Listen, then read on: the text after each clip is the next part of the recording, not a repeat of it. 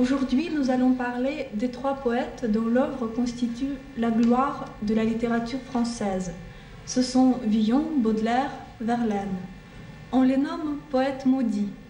Ils étaient maudits par leur temps et par leur société, car leur personnalité, leur façon de vivre ne correspondait pas à la morale de la petite bourgeoisie, et car leur poésie était tellement géniale, sincère, tellement hors du règle, que leur temps ne pouvait pas les accepter.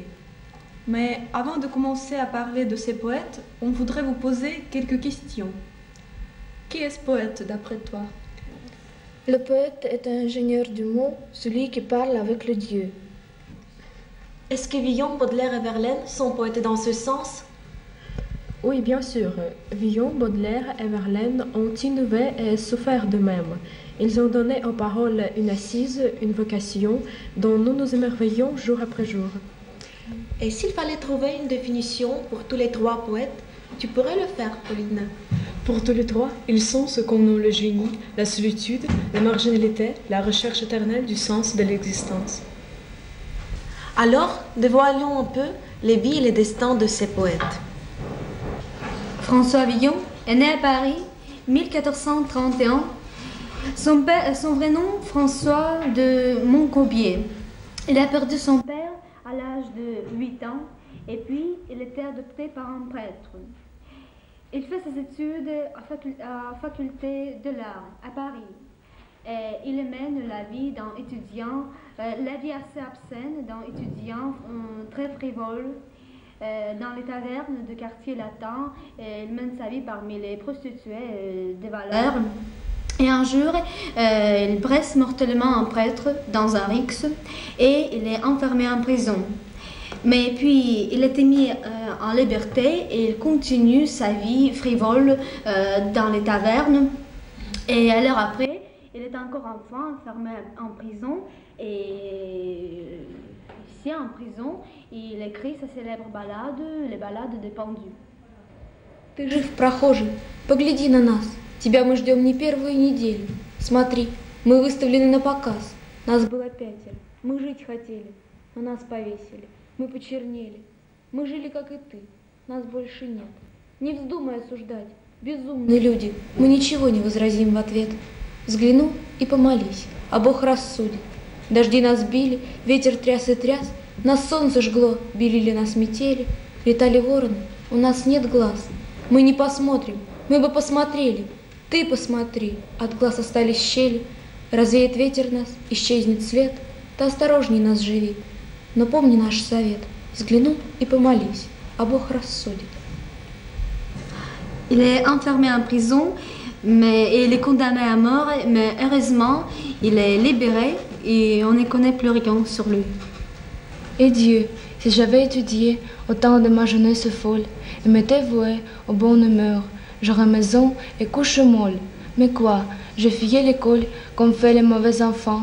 Quand j'écris cette parole, peu s'en faut que mon cœur ne se fonde. Alors, je vais vous parler de Charles Baudelaire. Baudelaire est né en 1821 à Paris. Il perd son père à l'âge de 6 ans et sa mère se remarie avec un militaire avec lequel Charles ne trouve jamais la langue commune.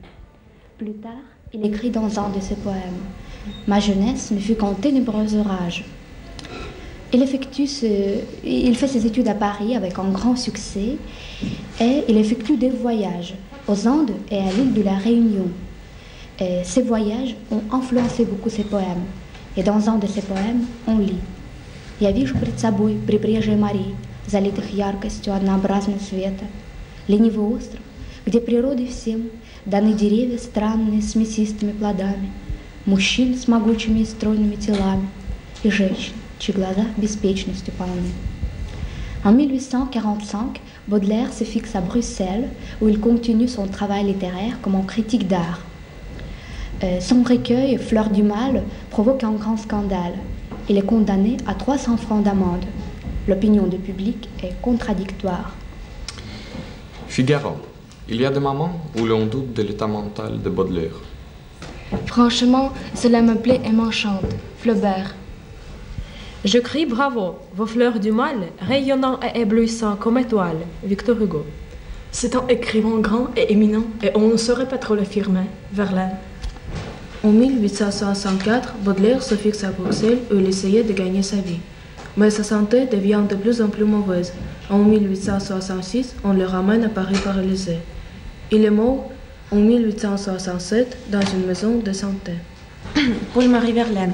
Il est né le 30 mars 1844 dans le Luxembourg belge. Il sera toujours un homme du Nord qui désire de pleine belge luxembourgeoise. Très tôt, il perd son père, et après sa cousine Élise Dujardin, qui est le grand amour de sa vie. Paul tombe en dépression, il pense au suicide, il noie son chagrin dans alcool. À cette époque, il écrit sa poésie. Je suis venu calme, orphelin, riche de mes yeux tranquilles, vers les hommes de grandes villes. Ils ne m'ont pas trouvé malin. Avant un trouble nouveau, sous le nom d'amoureuse flamme, m'a fait trouver belles les femmes. Ils ne m'ont pas trouvé beau. Le 4 septembre, la République a proclamé. Pendant le siège, Verlaine s'engage au bataillon de la Grande Marché. Il devient chef du bureau de la presse. À cette époque, il fait connaissance avec Rimbaud. Ils font des voyages ensemble. Ils visitent Belgique, Londres et Luxembourg belge. Paul continue à boire et brutaliser sa femme Mathilde. Un jour, pendant une scène brillante, il tire sur son compagnon et on se voit condamné à 2 ans de prison. La gloire de Verlaine ne cesse de croître malgré des heures de noire misère, de bandes ratées ou d'arrivistes qui cherchent à se réclamer de lui.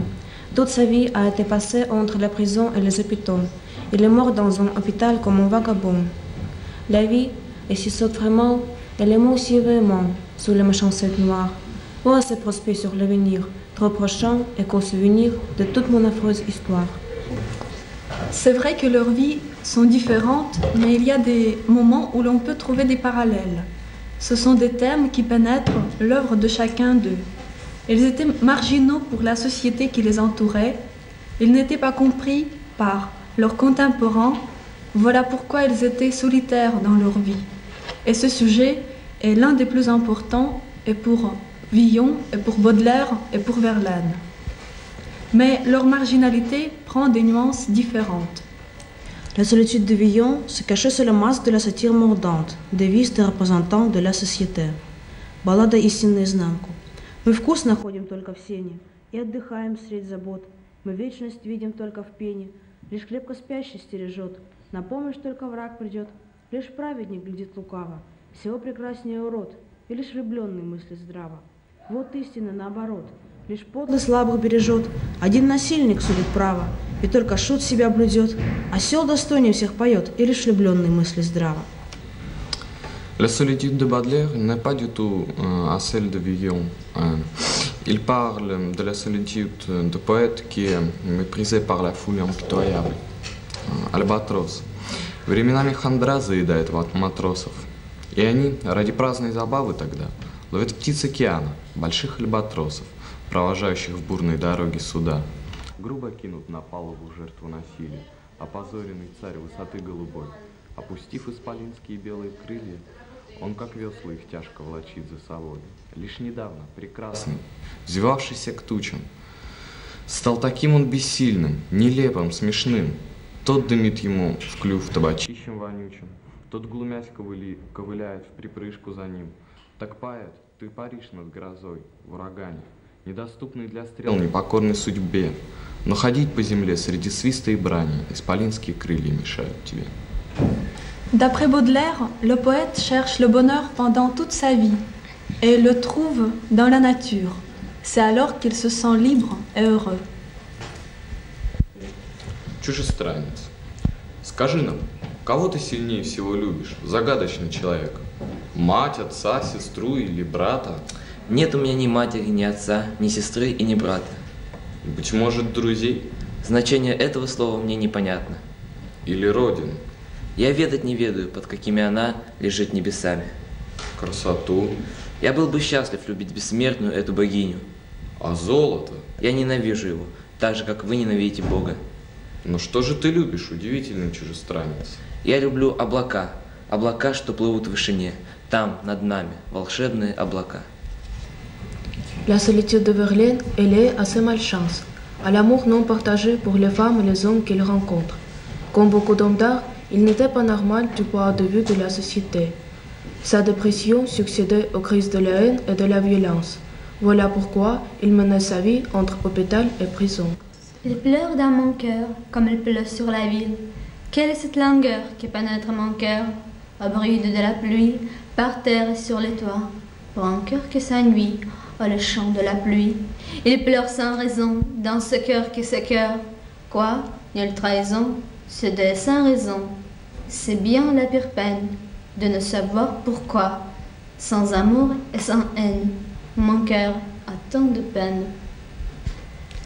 Oui, c'est triste d'avoir aimé toute l'humanité et être resté mal compris et mal aimé par ses contemporains. Et parfois, tous les trois poètes se sentaient enfermés dans leur ville comme dans une prison. Ira, c'est vrai? Oui, ces poètes n'étaient pas compris. C'est pourquoi la ville était une des expressions de l'hostilité de la société. Pour Villon, Paris est une ville des barbares, des meurtres, des restaurants d'une réputation douteuse où les gens mènent leur vie de débauche. Beaux enfants, vous perdez la plus belle rose de votre chapeau. Vous, mes clercs, aux doigts prenant comme la glu, si vous allez à mon pipeau ou à Rueil, prenez garde à votre peau, car pour être battu en ces deux lieux, croyant à la valeur d'un appel en justice, collant de cailleux, il perdait la sienne. Paris de Baudelaire est magnifique et pompeux, mais sous ce décor se cachent la pauvreté et la misère. Плывет седой туман, в котором тонут здания, в больницах маята, предсмертные страдания, икота, стоны, бред, зловоние и чад. Домой усталые распутники спешат. Зелено-алый край, туники подбирая, вдоль сены ледяной идет заря босая. Париж протер глаза, стряхнул ночную лень, так начинает он свой многотрудный день. D'après Verlaine qui a chanté sa vie, Paris n'a de beauté qu'en son histoire. Mais cette histoire est belle tellement. La scène est encaissée absurdement, mais son vers clair, à lui seul vaut la gloire. Tous les trois poètes étaient malheureux en amour. On les aimait et après, on les quittait. Les muses de Villon sont des femmes d'une réputation douteuse, des femmes des bordels parisiens. За то, что люблю я, что даме своей я служу, я совсем не урод. О, сколько лукавства и нежных затей ее красоту стережет. Когда посетитель развлечься придет, хватаю я кружку, веду за вином и сыр приношу, и сижу за столом. А если платить не дурак, твержу провожая: до завтра, мы ждем, зайдите в родимый кабак. Пусть буря бушует, здесь много вина. Я вор, проститутка она. Мы тонем в пороке и выпьем до дна веселье свое натощак. Мы тонем в пороке, и рай нам закрыт. Так к черту ли совесть и нужен ли стыд? Хорош и родимый кабак. Pour Baudelaire, la femme signifie le mal, la perversité, la lascivité. La femme représente la beauté qui est la ruine pour l'homme. Ты на постель свою весь мир бы привлекла, о женщина, о тварь, как ты от скуки зла, чтоб зубы упражнять и в деле быть искусной, съедать по сердцу в день. Такой девиз твой гнусный. Зазывные глаза горят, как бар ночной, как факелы в руках у черни площадной. Взаимной прелести, ища пути к победам, но им прямой закон, их красоты неведом. Бездушный инструмент, сосущий кровь вампир. Ты исцеляешь нас, но как ты губишь мир? Куда ты прячешь стыд, пытаясь в позах разных пред зеркалами скрыть ущерб в своих соблазнах? Как не бледнеешь ты перед размахом зла? С каким, горда собой, на землю ты пришла? Чтоб темный замысел могла вершить природа, тобою, женщина, позор людского рода, тобой, животное, над гением глумясь, величие низкое, божественная грязь. La femme de Paul Verlaine est cachée sous le voile. Elle est magique, magnifique et mystérieuse. Mon rêve familier. Je fais souvent ce rêve étrange pénétrant d'une femme inconnue, et que j'aime, et qui m'aime, et qui n'est chaque fois ni tout à fait la même, ni tout à fait une autre, et même elle me comprend, car elle me comprend, et mon cœur transparent pour elle seule. Hélas, cesse d'être un problème pour elle seule, et le moiteur de mon front blême, elle se l'affraîchir en pleurant. Est-elle brune, blonde ou rousse? Je l'ignore, Son nom, je me souviens qu'il est doux et sonore, comme ceux des aimés que la vie exila. Son regard est pareil au regard des statues, et pour sa voix lointaine et calme grave est là l'inflexion de voix chères qui se sont tues. Les hommes acceptent la beauté des femmes, mais ils disent que cette beauté va être décomposée par la vieillesse et la mort détruira tout. Alors le thème de la mort devient prédominant dans l'œuvre de ces poètes, et le froid de la tombe les poursuit partout. Я знаю, что вельможа и бродяга, святитель и безбожнейший поэт, безумный мудрец, познавший благо, и вечной истины единый свет, и дамы в нежном кружеве колет, сколь не пышны чины их владения, будь на жемчугах они или нет, узнают смерти тоже приближение. Будь то Парис или светлая Елена, но всякий в той же горечи умрет, дыхание ослабеет, сбухнут вены, и желчь, разлившись к сердцу, потечет. И, Господи, какой смертельный пот! Никто не в силах облегчить мучения, и ни сестра, ни брат, никто не отведет неумолимого прикосновения. Их смерть возьмет, покроет влагой белой, нос длинный заострится, как игла, распухнут шеи, станет мягким тело. О, женщин, плоть нежна, чиста, светла, ты в холе и довольстве век жила. Скажи, таков ли твой ужасный жребий, как все жертвы тления и зла? Да, или уйти живой, растаяв в небе. Paul Verlaine, la mort que nous aimons, que nous eûmes toujours, pour but de ce chemin où prospère la ronce et l'ortie, oh la mort, sans plus aisément allure, délicieuse et dont la victoire est l'annonce. Villon, Baudelaire et Verlaine ont incarné le destin d'un poète. Celui qui est le premier à frayer le chemin est toujours malheureux. Mais c'est cela la prédestination du poète. Ce qui les rapproche tous, c'est la beauté sublime de leurs vers, l'originalité et la nouveauté de leur poétique, qui se traduit par une richesse du dessin rythmique chez Baudelaire, un mélodique surprenant chez Verlaine, une maîtrise de joie de paradoxe chez Villon. От жажды умирая над ручьем, смеюсь сквозь слезы и тружусь, играя. Куда бы ни пошел, везде мой дом. Чужбина мне, страна моя родная. Я знаю все, я ничего не знаю. Мне из людей всего понятней тот, кто лебедицу вороном зовет. Я сомневаюсь в явном, верю чуду. Ногой, как червь, пышнее я всех господ. Я всеми принят, изгнан отовсюду. Я скуп и расточителен во всем. Я жду и ничего не ожидаю. Я нищ, и я кичусь своим добром. Трещит мороз, я вижу розы мая. Долина слез мне радостнее рая. Зажгут костер, и дрожь меня берет. Мне сердце отогреет только лед. Запомню шутку я, и вдруг забуду, кому признание, а кому почет. Я всеми принят, изгнан отовсюду. Не вижу я, кто бродит под окном, но звезды в небе ясно различаю. Я ночью бодр, а сплю я только днем. Я по земле с опаской ступаю, не вехам, а туману доверяю. Глухой меня услышит и поймет. Я знаю, что полыни горше мед, но как понять, где правда, где причуда и сколько истин? Потерял им счет. Я всеми принят, изгнан отовсюду. Не знаю, что длиннее час или год, ручей или море переходят вброд. Из рая я уйду, в аду побуду. Отчаяние мне веру придает. Я всеми принят, изгнан отовсюду. Charles Baudelaire, correspondance. La nature est un temple où des vivants piliers laissent parfois sortir de confuses paroles. L'homme passe à travers des forêts de symboles. Elle observe avec de regards familiers, comme des longs échos qui de loin se confondent dans une ténébreuse et profonde unité, vaste comme la nuit et comme la clarté, les parfums, les couleurs et les sons se répondent. Il est des parfums frais comme des chairs d'enfants, doux comme les aubois, verts comme les prairies, et d'autres corrompus, riches et triomphants, ayant l'expansion des choses infinies comme l'ambre, le musc, le benjoin et l'encens, qui chantent les transports de l'esprit et de sens. Природа — некий храм, где от живых колонн обрывки смутных фраз исходят временами, как в чаще символов мы бродим в этом храме, и взглядом родственным глядит на смертных он. Подобно голосам на дальнем расстоянии, когда их стройный хор един, как тень и свет, перекликаются звук, запах, форма, цвет, глубокий, темный смысл, обретшие в слиянии. Есть запах чистоты, Он зелен, точно сад, как плоть ребенка свеж, как зов свирели нежен.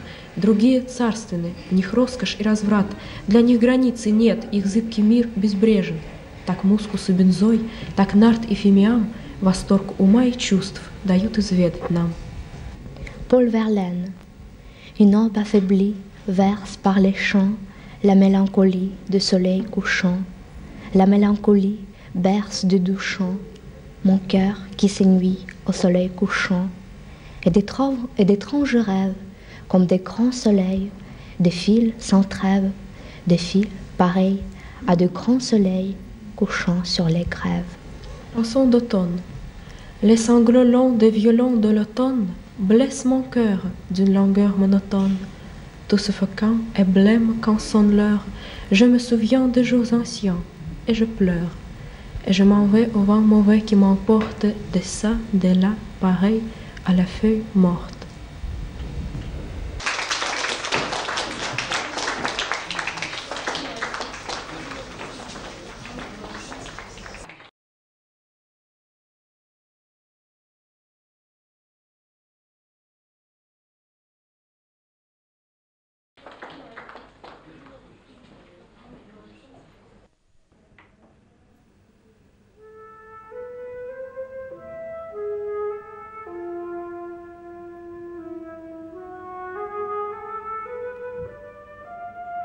На рисунках с 1 по 3 показана работа с цветом акварельными красками. Ученики, погружаясь в живопись цветовыми пятнами, постепенно открывают для себя качество различных цветов. При этом форма не играет никакой роли. На следующих 3 рисунках можно увидеть работу с формой цветными мелками –